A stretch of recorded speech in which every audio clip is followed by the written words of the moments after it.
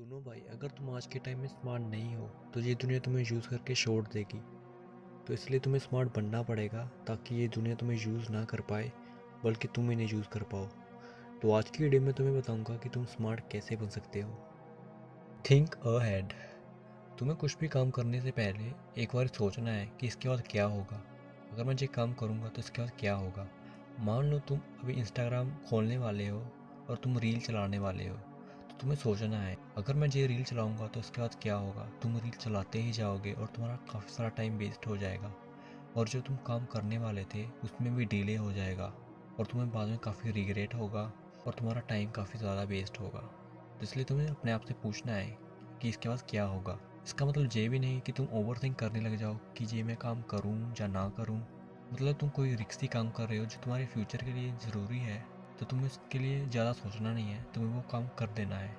अगर उसमें कुछ गलत भी हो जाए तो तुम्हें एक्सपीरियंस मिलेगा, और तुम्हें कुछ चीज़ें कोई भी नहीं समझा सकता है, उसके लिए तुम्हें एक्सपीरियंस चाहिए। तो इसलिए तुम्हें ज़्यादा सोचना नहीं है कि ये काम मैं करूँ या ना करूँ। तुम्हें वो काम कर लेना है, अगर गलत हो जाए तो कोई बात नहीं, तुम्हें इससे एक्सपीरियंस मिलेगा।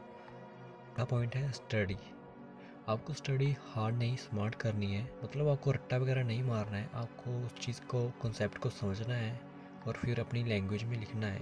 मतलब आपकी अगर लैंग्वेज कमज़ोर है तो फिर भी आपको प्रैक्टिस करनी है, अपनी लैंग्वेज को इम्प्रूव करना है, और जो भी चीज़ आपने समझी है उसे आप अपनी लैंग्वेज में लिख पाओ।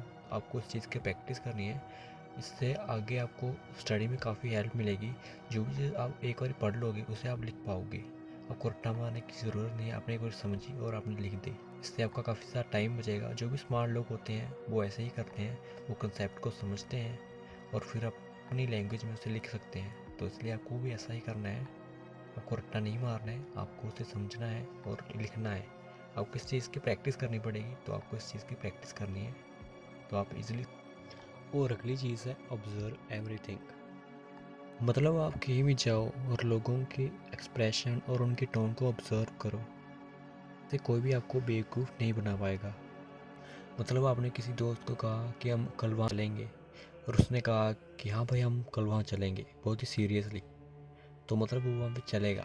और उसने ऐसे कहा हाँ भाई चलेंगे, तो उसका मतलब है वो कल आपके साथ नहीं चलेगा। आपको ये सब चीज़ें देखनी है उसकी शक्ल पे, किस टाइप का एक्सप्रेशन वो देता है जब वो झूठ बोलता है, और किस टाइप का एक्सप्रेशन वो देता है जब वो सच बोलता है। आपको लोगों के शक्लें पढ़ना आनी चाहिए, और आपको ये कैसे आएंगी, आपको लोगों को ऑब्ज़र्व करना पड़ेगा।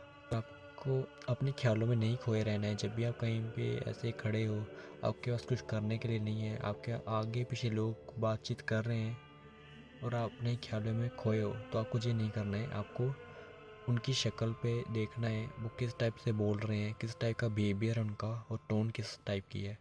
तो आपको इन चीज़ों को ध्यान रखना है।